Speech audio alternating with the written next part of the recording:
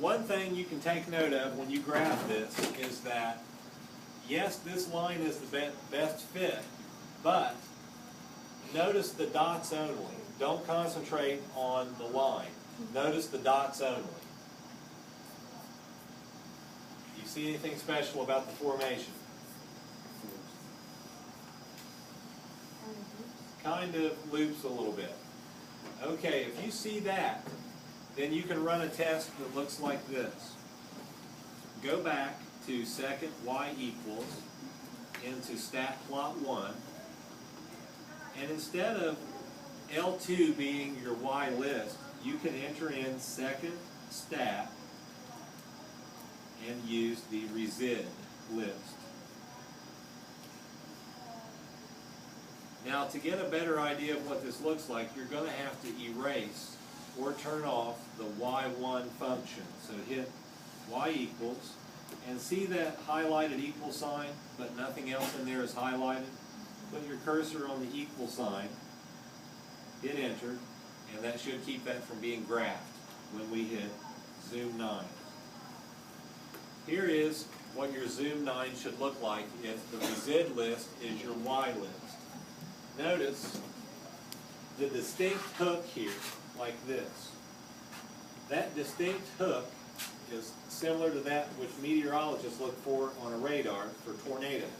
Well, you're doing the same thing, except you're not looking for a tornado. You're looking for this hook to see if there is a sign of a power regression that may be more accurate than a linear regression. So if you see a hook like this, then what you should do is coming up next. Clear out of that and go to Stat, Calc, LinReg, and type in your L1 and L2 again, but there's no need to put Y1 now. The reason we're doing this is to remind ourselves what our values were before. So before we had an R squared value of approximately 0.92 and an R value of approximately 0.96. But since we see that hook in there, we may have something a little better. Excuse me, Mr. Skinner? Yes. I need Jacob Blevin for dismissal, please. Okay. I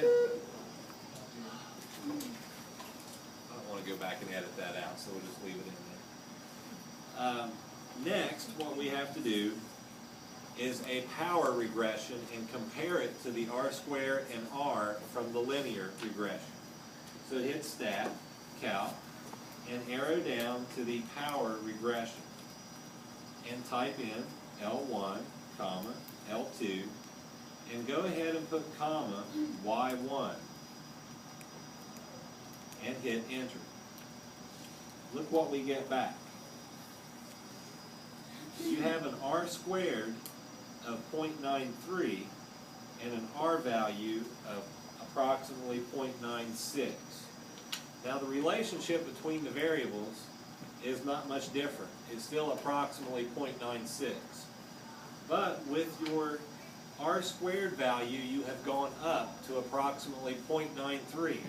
If you were going to use an equation to predict things, would you rather have a 92% chance of being right or a 93% chance of being right? 93. So now hit zoom 9.